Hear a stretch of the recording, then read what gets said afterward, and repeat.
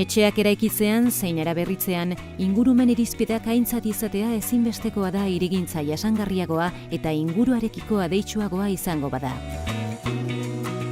Horixe da Zornotzako udaletxearen kasua. Jasangarritasun irizpideak aplikatu baitira ura eraberritzeko unean. Ekimen horri esker, udalsarea 21 saria irabazi du ekintza eredugarrien kategorian.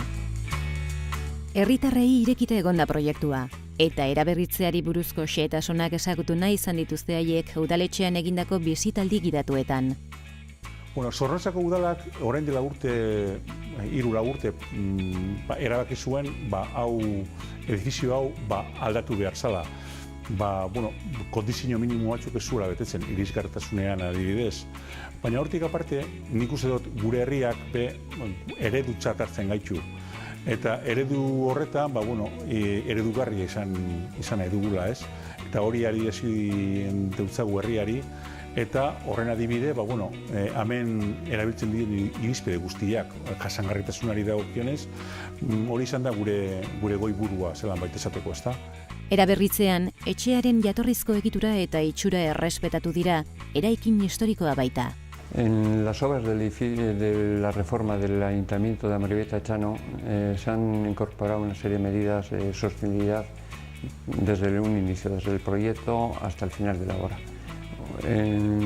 Unas medidas pasivas que son la incorporación de unos aislamientos termoacústicos importantes y sobre todo, como importante, un derribo selectivo del antiguo ayuntamiento en el que se han recuperado las diferentes piezas de piedra arenisca para realizar las nuevas en los recercos, molduras y demás piezas ornamentales del nuevo edificio.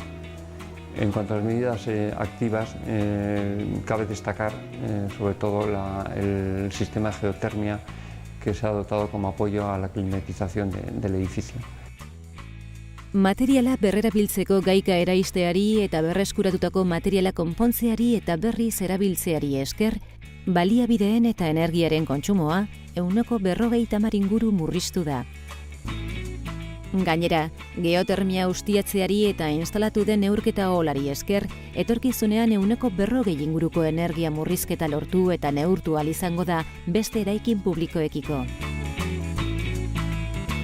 Zornotzako udaletxearen eraberritzea eraikuntza jasangarri eredugarria da, eta eraikuntzak eragiten dituen kalteak gutxitzen lagundu du, bai eraikitze fasean, bai ondorengo jardun arruntean.